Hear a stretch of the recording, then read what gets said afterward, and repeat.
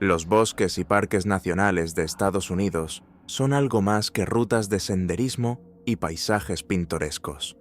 Esconden algo más, lugares donde la naturaleza virgen se encuentra con lo inexplicable. Quienes llevan años trabajando aquí saben que a veces es mejor no hacer preguntas. Hoy escuchará 3 historias de guardas del parque que se han encontrado con algo más allá de lo ordinario.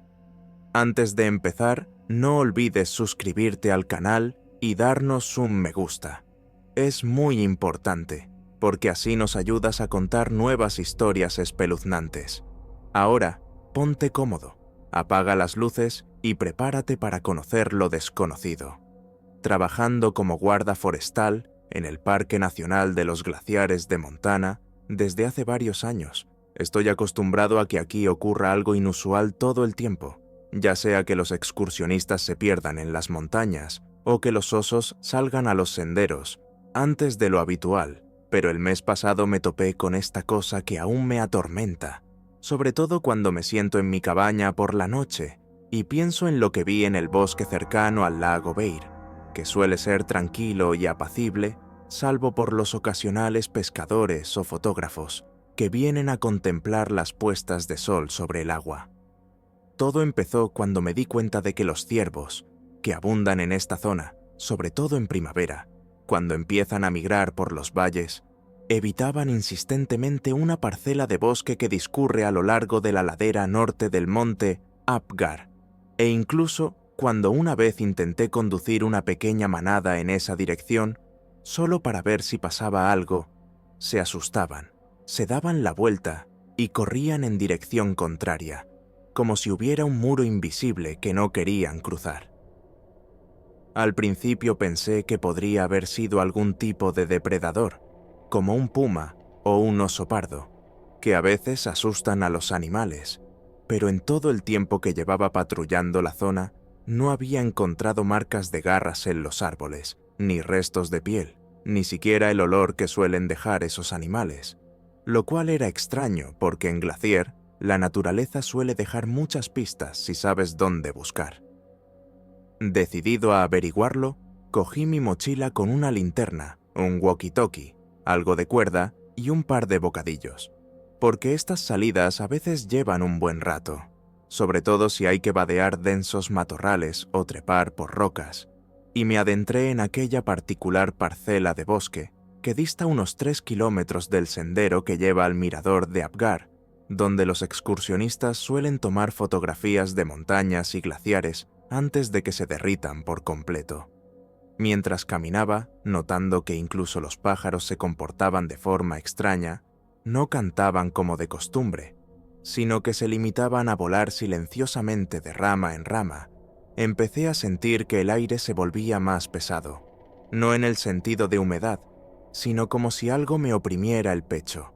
aunque el tiempo estaba despejado, sin ningún indicio de tormenta o viento que pudiera haber traído algún aroma de las lejanas laderas.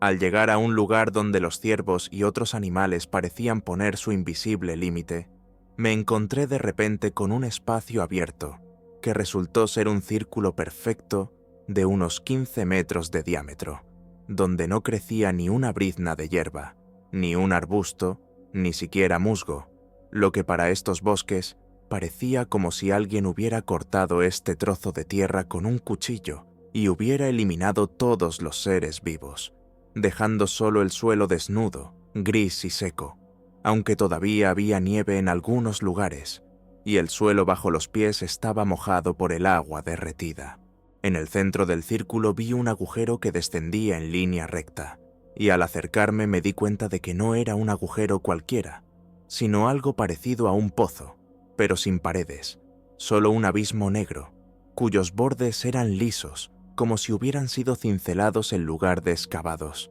y olía a frío, tan frío que me dejó sin aliento, a pesar de que llevaba la chaqueta y el gorro de abrigo que normalmente me salvaban incluso a 20 bajo cero. Saqué la linterna, apuntando hacia abajo para ver algo, pero la luz se perdía en la oscuridad,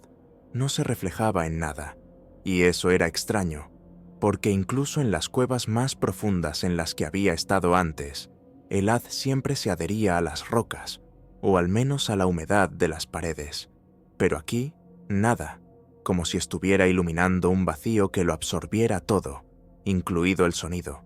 porque cuando tiré una piedrecita para comprobar la profundidad, no oí ningún ruido sordo, ni eco, solo un silencio aún más denso que antes. Mientras estaba allí intentando averiguar qué demonios era, mi vista se fijó en algo blanco que sobresalía del suelo junto al agujero, y cuando me agaché para examinarlo, resultó ser un cráneo enorme, del tamaño de la cabeza de un toro, pero claramente no era de un toro, porque la forma era irregular, alargada, con dientes largos y curvados que sobresalían en distintas direcciones, y cuencas oculares tan grandes que se podía meter el puño en ellas, y el hueso parecía viejo pero no cariado, como si algo lo hubiera conservado en este suelo seco. Saqué mi teléfono para hacer una foto, aunque ya estaba pensando que esto no era solo un hallazgo, sino algo que cambiaría todo lo que sabía sobre este parque. Y mientras estaba tomando la foto, me di cuenta de que el suelo alrededor del cráneo estaba ligeramente caliente, a pesar de que el suelo estaba congelado, lo que solo aumentó la pregunta. Porque en marzo, en Glacier, la temperatura rara vez supera el punto de congelación, y se sentía como si algo se estuviera calentando bajo los pies, como si hubiera algún tipo de fuente de calor trabajando allí abajo. El cráneo era demasiado grande y pesado para llevarlo yo solo, así que decidí llamar a los chicos por radio, porque la señal era buena, aunque con interferencias, y mientras esperaba volví a rodear el círculo, tratando de encontrar algún rastro de lo que estaba pasando aquí. Quizá alguien estaba cavando, o animales, pero no había nada, ni huellas, ni ramas rotas, solo esta zona muerta que parecía haber sido quemada de adentro hacia afuera, aunque no vi ningún rastro de fuego o química.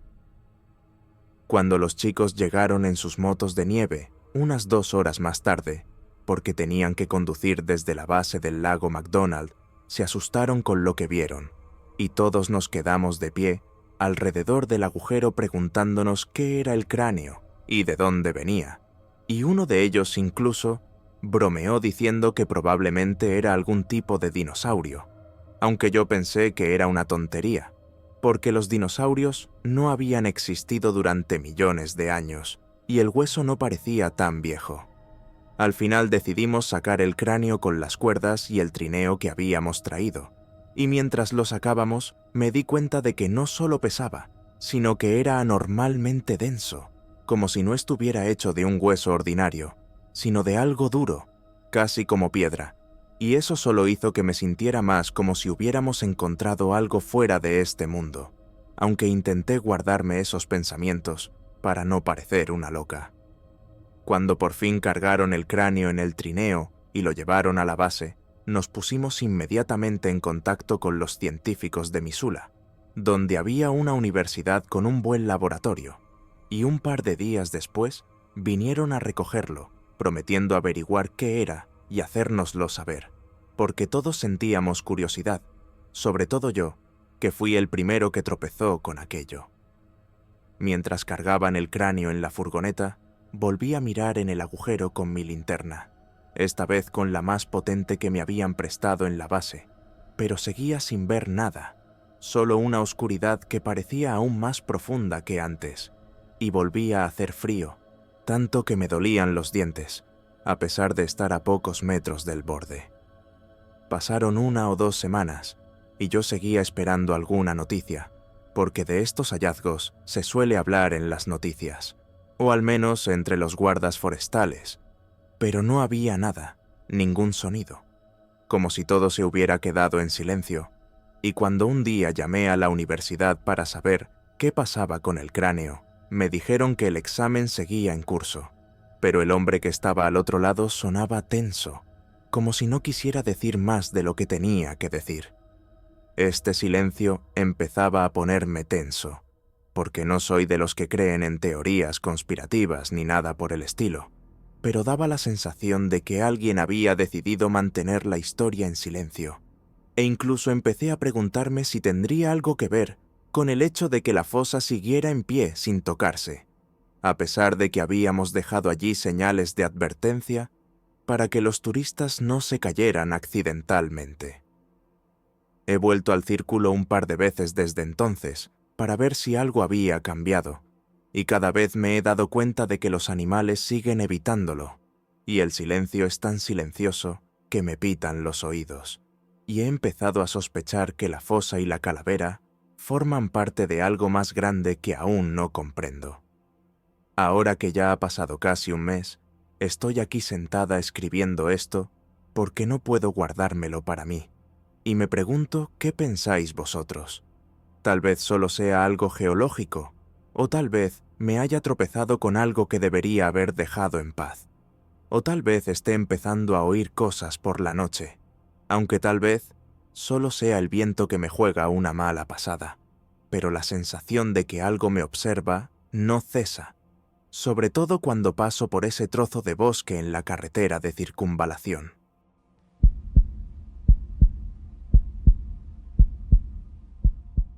Tras la fuerte nevada del pasado fin de semana, yo, guarda forestal del Parque Nacional de Yellowstone, decidí dar un rodeo para ver si todo iba bien, porque las tormentas de nieve como esta, aunque no son raras a principios de marzo, a veces traen sorpresas inesperadas, como árboles caídos o excursionistas perdidos que han calculado mal sus fuerzas. Mientras caminaba por el sendero que se extiende desde el lago Yellowstone hacia las colinas boscosas del oeste, donde suele reinar la calma y la paz incluso en temporada alta, mi vista captó algo extraño, huellas en la nieve que parecían como si alguien enorme hubiera caminado a través de la nieve derretida, dejando una hilera de pisadas profundas, cada una 3 veces el tamaño de mi propio pie, con botas de invierno de la talla 44. No se parecían a las huellas de oso, que había aprendido a reconocer con los ojos cerrados a lo largo de los años, ni a las de alce, ni siquiera a las de leopardo de las nieves, aunque no se encuentran aquí, pero aún así sabía cómo eran por los libros de texto y por los relatos de colegas de otros parques donde se encuentran esos animales. Me detuve, observando estas huellas, y me di cuenta de que la nieve que las rodeaba estaba arrugada como si alguien o algo que pesara 200 kilos hubiera pasado por encima, porque incluso después de semejante tormenta de nieve, cuando los ventisqueros me llegaban a las rodillas en algunos lugares, estas huellas bajaban casi medio metro, dejando bordes claros que no habían sido cubiertos por el viento. Saqué el móvil para hacer un par de fotos, a pesar de que la batería ya se estaba agotando por el frío, y seguí las huellas hasta el denso pinar, donde los árboles son tan densos que incluso de día está completamente oscuro. Y ahora, cuando el sol se estaba poniendo detrás de las montañas por la tarde, parecía aún más oscuro e inquietante de lo habitual.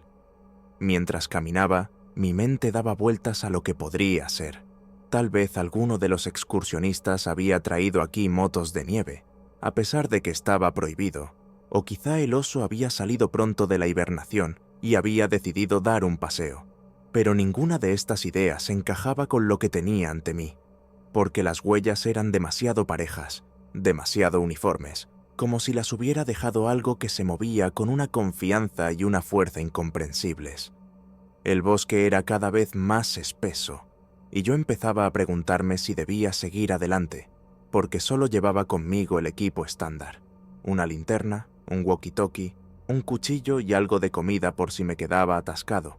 pero nada serio como una escopeta, que suelo llevar si sé que voy a toparme con algo peligroso. Y aquí estaba claro que no estaba preparado para algo que pudiera dejar semejantes huellas. En algún momento llegué a un pequeño claro, rodeado de viejos pinos que habían crecido aquí durante 100 años, si no más, y ahí es donde las huellas simplemente se detuvieron. Ningún indicio de por dónde había ido la criatura, ni ramas caídas, ni nieve derretida más allá. Solo una superficie blanca y plana, como si hubiera pisado aquí y se hubiera desvanecido en el aire, lo cual suena a completa tontería, pero me quedé allí mirándolo y no pude pensar en otra cosa.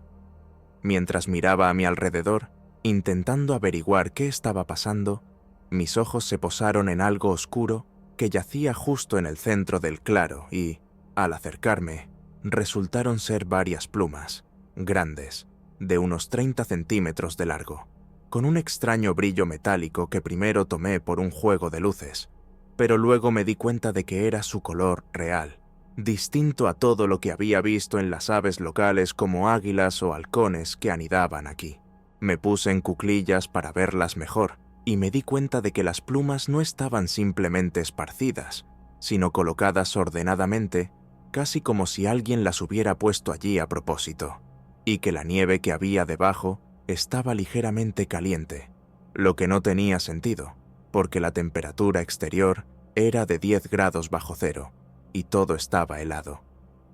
Saqué los guantes de la mochila para no tocarlas con las manos desnudas. Cogí con cuidado una pluma y la acerqué a la luz de la linterna, que ya había encendido,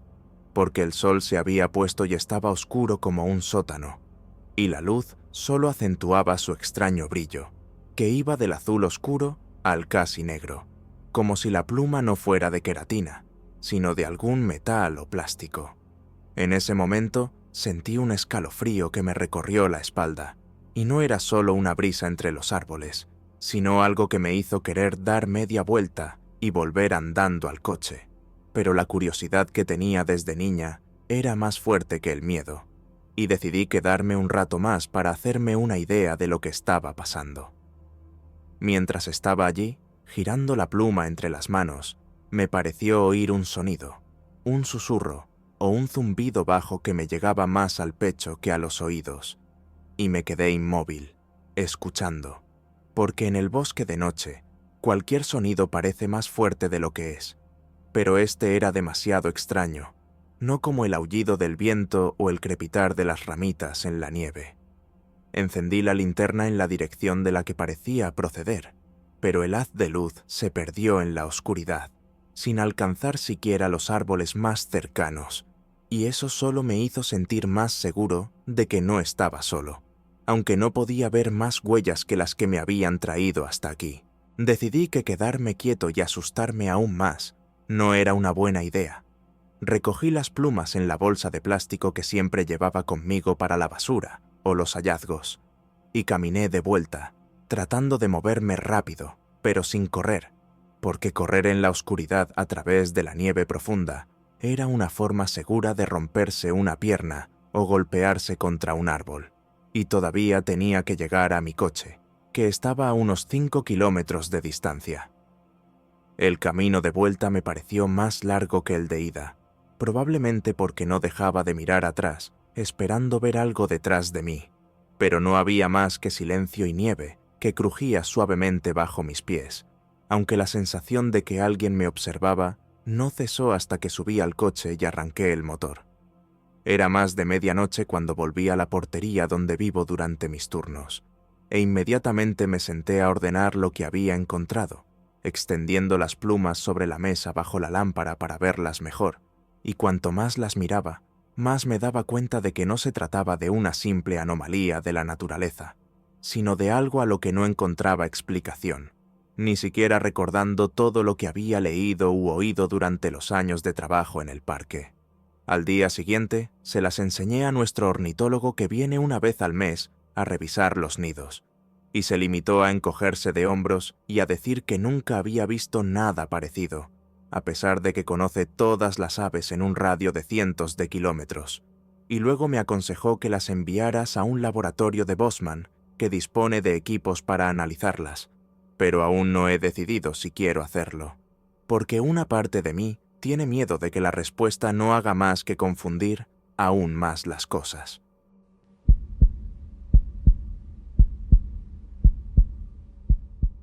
Trabajando como guarda forestal en la zona del lago superior de Minnesota, donde llevo un par de años patrullando los bosques costeros y asegurándome de que los campistas no dejan basura ni encienden hogueras donde no deben,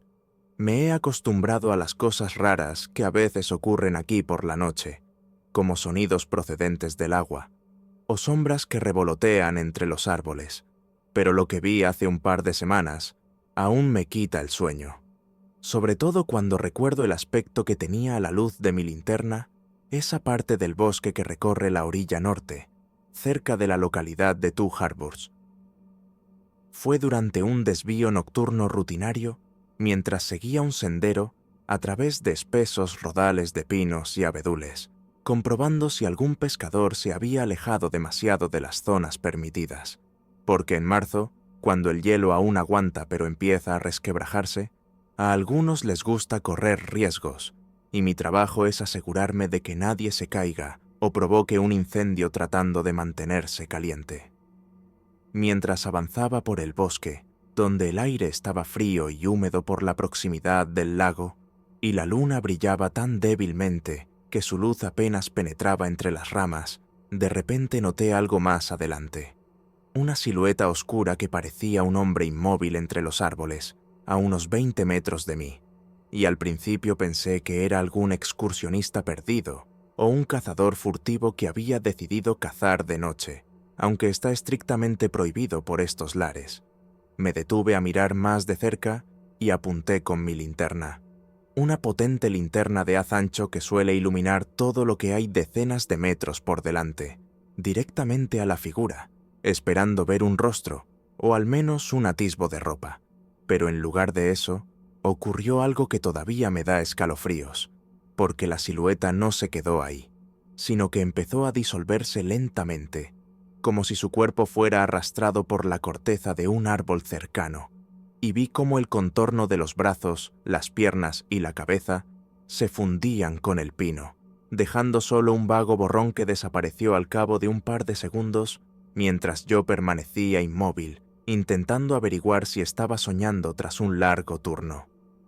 Cuando por fin me obligué a acercarme, con la linterna en ristre y sintiendo que el corazón me latía con fuerza en algún lugar de la garganta, iluminé el mismo árbol, un viejo pino de gruesa corteza que tenía el mismo aspecto que todos los que lo rodeaban, pero en el lugar donde acababa de estar la silueta, había un extraño dibujo tallado justo en la corteza, como una espiral con algunas líneas dentadas, y estaba fresco, porque la resina aún brillaba a la luz de la linterna, como si acabara de ser exprimida del tronco.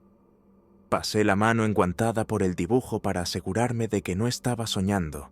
y me di cuenta de que había mechones de pelo tendidos en la nieve junto al árbol, oscuros, rígidos, con un olor acre que me recordaba al de perro mojado pero mucho más fuerte, y definitivamente no se parecía a ningún animal que hubiera visto en estos bosques, ya fuera lobo, lince o incluso oso, porque el pelo era demasiado largo y áspero, casi como alambre al tacto. Permanecí allí otros 10 minutos, iluminando con la linterna y escuchando cada susurro, porque el bosque estaba inusualmente tranquilo. Ni viento, ni los búhos que suelen chillar por la noche, solo el leve chapoteo del agua de un lago en algún lugar a lo lejos, que solo hacía que me sintiera más como si me hubiera tropezado con algo que no debería estar allí. Saqué mi teléfono, que siempre llevo conmigo a pesar de la débil señal de estos lares, y saqué unas cuantas fotos del árbol con el dibujo y la lana sobre la nieve, aunque la calidad era mala en la oscuridad. Pero quería tener alguna prueba, porque me imaginaba contándoselo a la base y escuchando bromas sobre el cansancio o una taza extra de café. Mientras hacía la foto, me pareció oír un ruido en algún lugar detrás de mí, no muy fuerte, sino un rumor bajo que se sentía más que se oía, y me volví bruscamente, apuntando la linterna en esa dirección, pero allí no había nada, solo sombras espesas entre los árboles que se movían con la luz como si jugaran conmigo, y empecé a sospechar que la cosa, fuera quien fuera, seguía por ahí, solo que se escondía mejor. Cuando terminé de hacer la foto, metí un par de trozos de lana en la bolsa de plástico que suelo usar para la basura, y volví andando hasta el coche aparcado al principio del sendero, intentando no mirar atrás, aunque cada paso que daba iba acompañado de la sensación de que alguien me miraba por detrás de la cabeza, e incluso tropecé un par de veces porque la nieve estaba desnivelada bajo mis pies y mis pensamientos estaban confusos por intentar encontrar alguna explicación razonable. Cuando volví a la base, casi había amanecido, y le enseñé las fotos y el pelaje a uno de los guardabosques más veteranos, que solía mostrarse escéptico ante cualquier historia, pero incluso él se rascó la nuca ante el dibujo de la corteza y dijo que no se parecía a nada que hubiera visto en 20 años de trabajo, y que el pelaje le dejó perplejo porque no coincidía con el de ningún animal de nuestra zona. Decidimos enviarlo a un laboratorio de Duluth, donde tienen a gente que sabe de estas cosas, pero han pasado 15 días y aún no hay respuesta, y empiezo a pensar que o no saben qué hacer con él, o han encontrado algo de lo que no quieren hablar, porque el silencio en torno a esta historia es sospechoso. He recorrido el mismo sendero un par de veces desde entonces, pero de día, y no he visto nada extraño, salvo que el dibujo del árbol sigue ahí, aunque la resina se ha secado y la lana no ha vuelto a aparecer. Y no sé si fue algo puntual o algo que solo esperaba el momento adecuado para volver.